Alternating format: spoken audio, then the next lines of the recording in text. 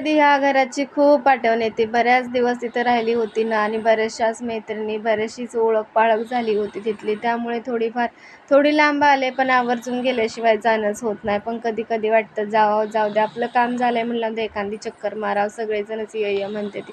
आपण पण जावं वेळात वेळ काढून. पण असं वाटतं सारखं-सारखं जाणं पण चांगलं वाटत नाही. कधी काम असेल तर मी जाते, नाहीतरी जातच नाही. आणि ह्या छोट्या-छोट्या गोष्टींमध्ये खूप मोठा आपला आनंद असतो ना. मी मस्तपैकी सकाळची आहोंसोबत बोलत कांद्याची पात चिरायची चालली होती. छानपैकी कांद्याची पात चिरून घेतली आणि नंतर काय म्हटलं, चला आता स्वयंपाकाच्या तयारीला खरं तर लागली होती. डाळ कांद्याची मला भाजी बनवायची होती.